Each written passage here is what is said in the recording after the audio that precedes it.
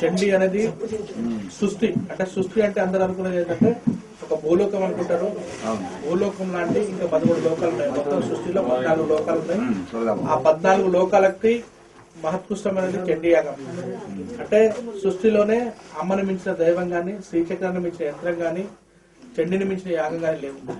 కానీ ఈ చండీ యాగం చేయడం వల్ల సృష్టిలో ఉండే సమస్త దోషాలు, గ్రహదోషం, గృహదోషం, వాస్తుదోషం, వ్యక్తి దోషం, చీడపీడ, చిల్లింగ, భూతపిత, పిశాచం లాంటి అన్నిటిని నివారిస్తూ సర్వ కార్యాలందు, సర్వ వేళలందు, సర్వ వ్యవస్థలందు కూడా ఆ ప్రతిఫలం మనకు ముందుకు నడిపిస్తుంది.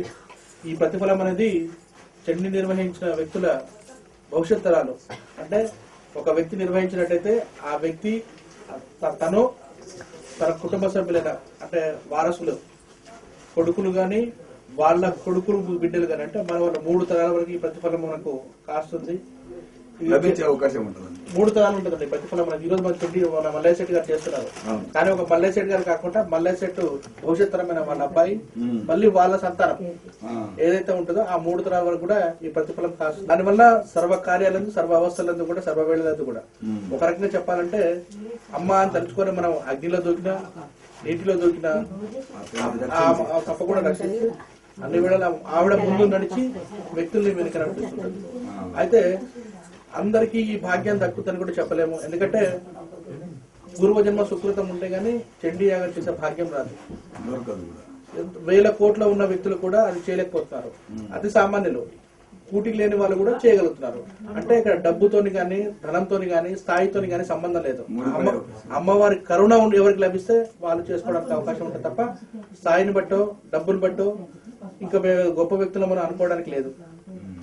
గతంలో గానీ చరిత్ర చూసుకున్నట్టయితే అంటే దేవతల దగ్గర నుంచి మొదలుపెట్టి రాజులు కానీ, ప్రస్తుతం పరిపాలిస్తున్న దేశ నాయకులు, వ్యక్తులు ఎవరన్నా కానివ్వండి, అందరూ కూడా బహిర్గతం కావచ్చు, అంతర్గతం కావచ్చు, దానికి ప్రత్యక్ష దర్శనం ప్రస్తుతం దేశాన్ని పరిపాలిస్తున్న నరేంద్ర మోడీ గారు.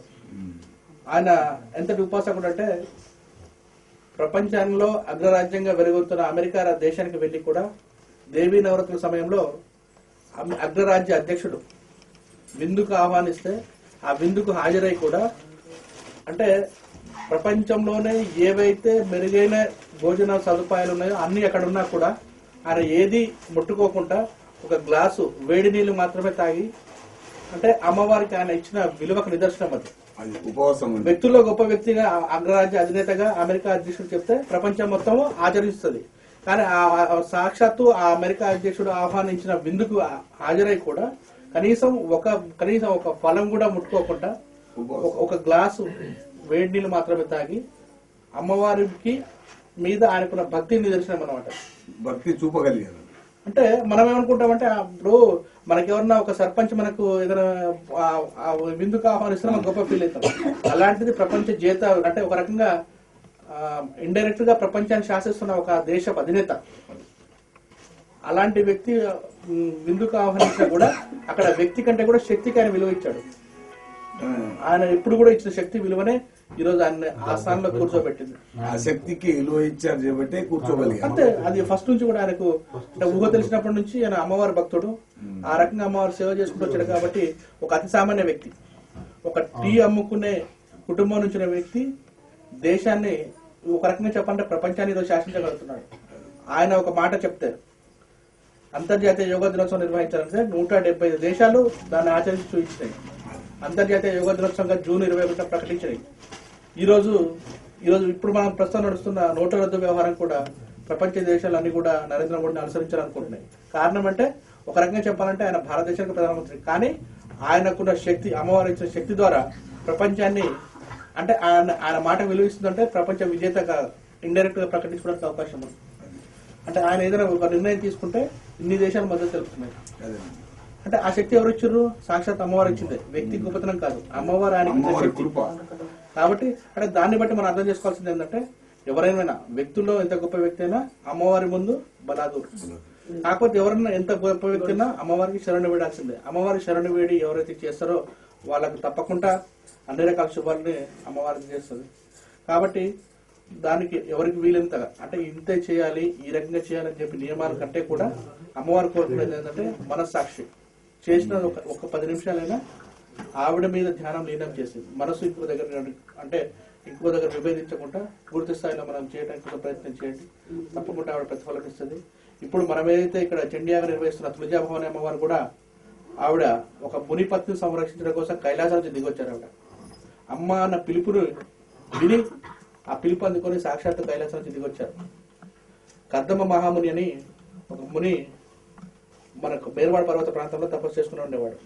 ఆయన ధ్యాన ముద్రలోనే చనిపోయారు.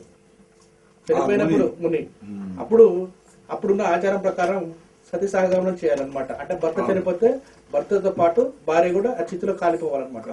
ఆవిడ కూడా సతీ సహగమనం చేయడానికి సిద్ధపడినప్పుడు ఆకాశవాణి వినిపించింది ఆవిడ తల్లికి జగన్మాత కాదు, ఒక ముని పత్నికి. ఎందుకని ఆకాశవాణి వినిపించిందంటే నీ శరీరాన్ని నీ భర్త కోసం సతీ సహగమనం చేసే హక్కు నీకుంది, కానీ నీ శరీరంలో ఇంకో ప్రాణి ఉంది, ఆ ప్రాణం తీసే హక్కు నీకు లేదు, కాబట్టి నువ్వు సతీ సహగమనం చేయడానికి వీల్లేదని ఆకాశవాణి వినిపించినప్పుడు ఆవిడ అంటే నా భర్త అంటే భర్త చనిపోయాడు కాబట్టి నేను సతీసహగమనం చేయాల్సిన నాకు బాధ్యత భార్య ఉంది, కాబట్టి ఏం చేయాలంటే అప్పుడు ఏం చేయాలని చెప్పి ఆవిడ అడిగినప్పుడు ఆకాశవాణి చెప్తారు తపస్సు చేయమని చెప్పేసి ఆలోచిస్తుంది. ఆ రకంగా ఆవిడ తపస్సు చేస్తున్నప్పుడు దుండిగుడు అనే రాక్షసుడు వేటకు వచ్చేసి రాక్షసరాజు వేటకు వచ్చేసి వేట లభించక ఒకసారి ఒక దగ్గర అలసిపోయి విశ్రాంతి తీసుకుంటాడు. విశ్రాంతి తీసుకున్న టైంలో అతనికి ఏంటంటే ఓం నమ శివాయ అన్న వాక్కులు వినిపిస్తుంటాయి. ఈ దండకారణ్యం అడవిలో కనీసం క్రూర జంతువులు తప్ప మిగతా ఏం నివసించి ఈ దండకారణ్యంలో మానవ వాక్కులు ఎలా వినిపిస్తున్నాయని చెప్పి ఆ రాక్షసుడు వెతకగా తపస్సు చేసిన మునిపత్ని కనిపిస్తుంటది.